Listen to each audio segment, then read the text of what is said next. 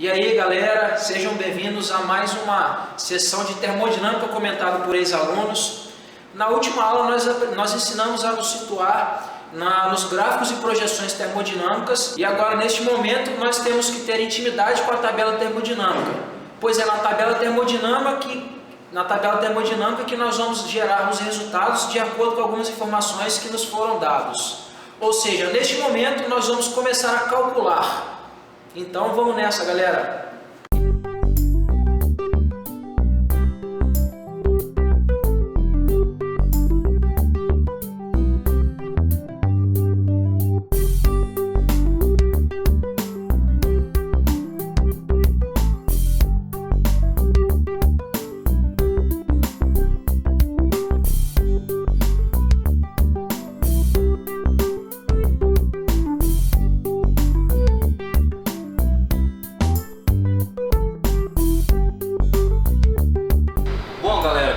Começarmos a resolver os problemas de termodinâmicas, devemos situar corretamente a substância de trabalho com o seu estado termodinâmico.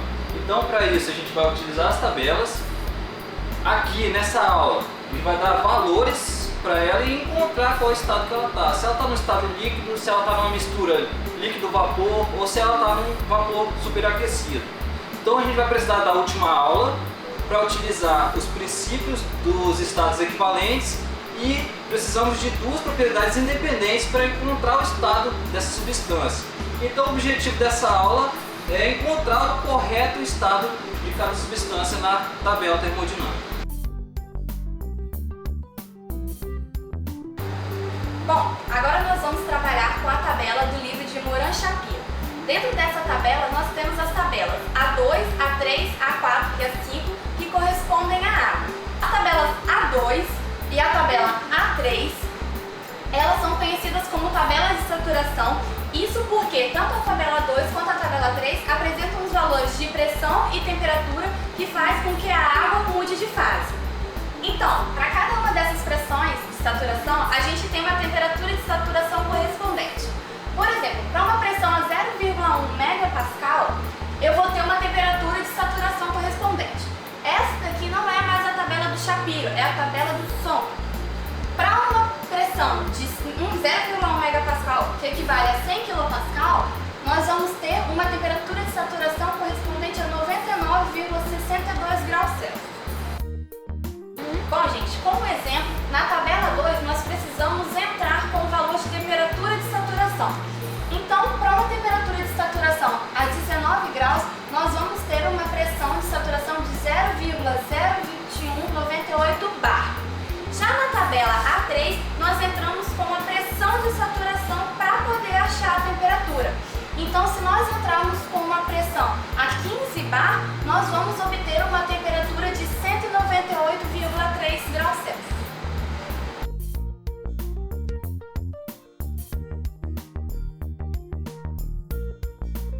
Então, a tabela 4 ela vai corresponder aos valores de vapor superaquecido e a tabela 5 ela corresponde a valores de líquido comprimido ou subresfriado.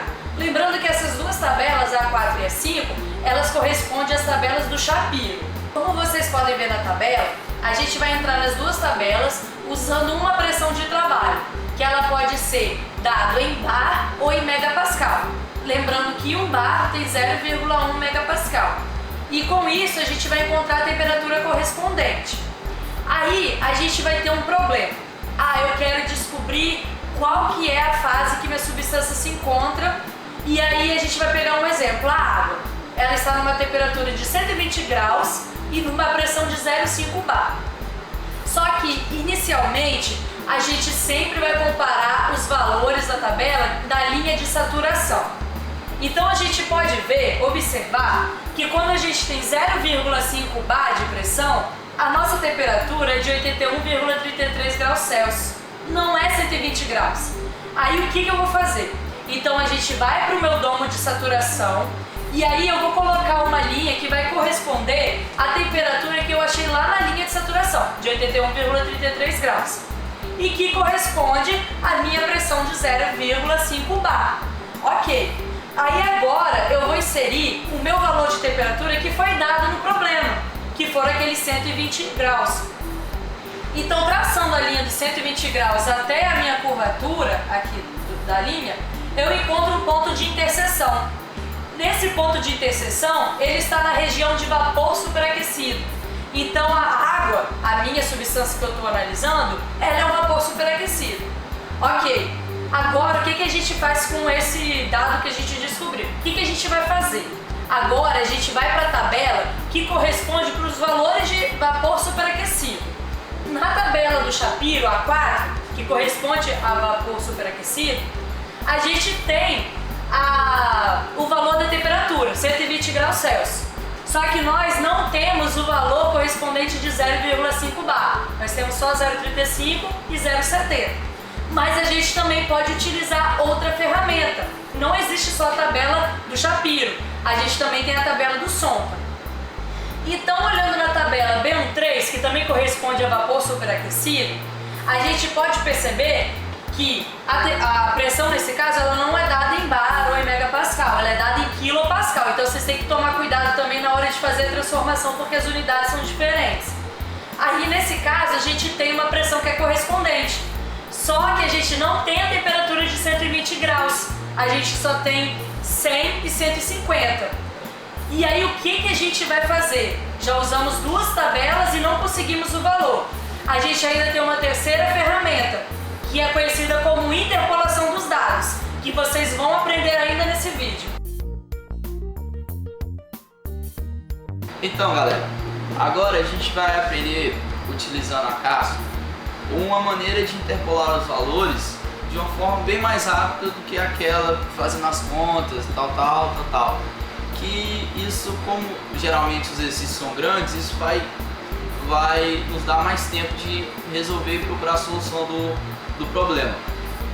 Então, utilizando a tabela A4, que é a tabela de vapor superaquecido, vamos fazer um exemplo para você pegar como é que é mais ou menos a utilização da calculadora. Então, como exemplo, a gente vai usar a tabela A4, que é a tabela de vapor superaquecido.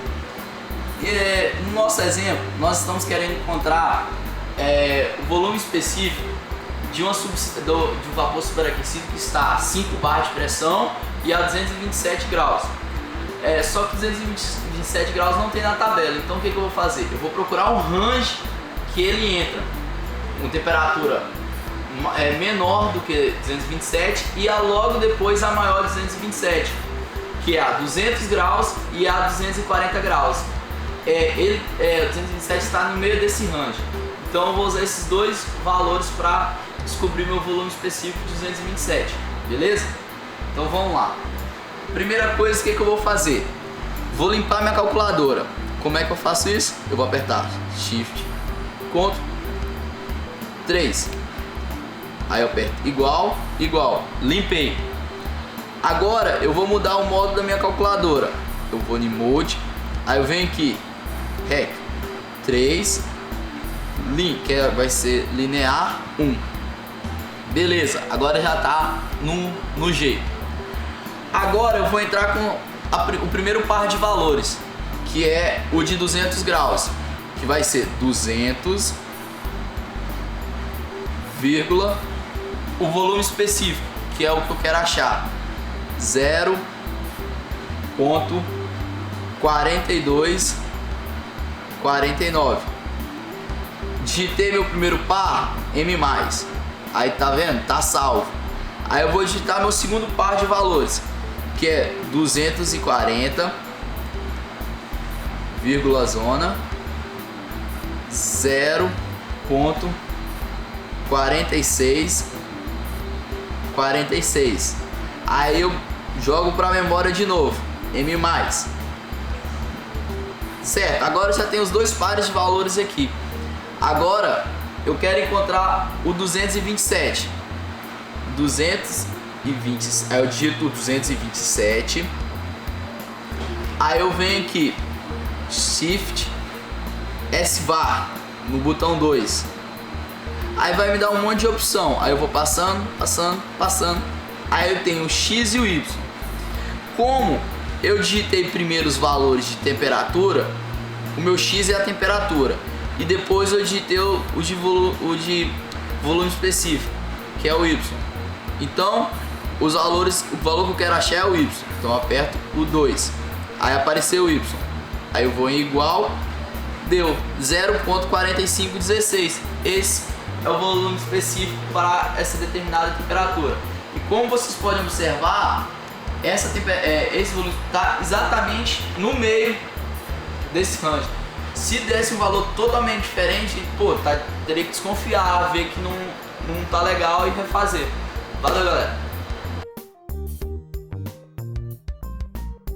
Quando estamos na região bifásica, que é a região dentro do domo de saturação, a pressão e a temperatura não são mais independentes. Então o que acontece? Eu preciso de um título para poder identificar onde ela está, exatamente o local do meu estado termodinâmico.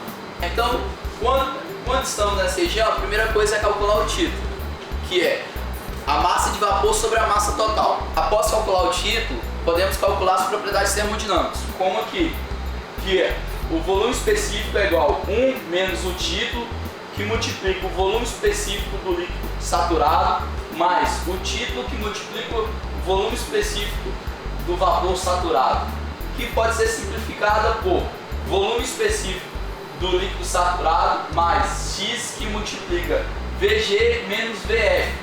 Esse Vg menos Vf, na nossa tabela, é representado por Vfg, que já é uma simplificação disso aqui. Então, a fórmula fica como Vf mais X vezes Vfg, que é um dado encontrado na nossa tabela termodinâmica. Pode ir? Pode. Tá liberado? Aham. Vamos lá então. Pode. Beleza, vamos lá. Beleza. Vê se tá aí dentro da parada aí. Tá lindo. Tá lindo? Então vamos lá. Do meu estado termodinâmico. Sou, cadê o negócio aqui, rapaz? Ô moço! Ô moço! Ô moço! Ok, Joe? Fluido comprimido. Fluido comprimido, líquido. Volume específico como Livro de Maron Shapiro. Moran Shapiro. Eu confundo esse negócio de Maron e Maron. Então calma aí, eu vou falar de novo. Que são correspondentes com... substância, por exemplo. Tá. Eu vou repetir a parte do dado só pra... Vambora, Joe! Bom, pessoal, espero que vocês tenham gostado de mais uma videoaula. Espero vocês no próximo encontro.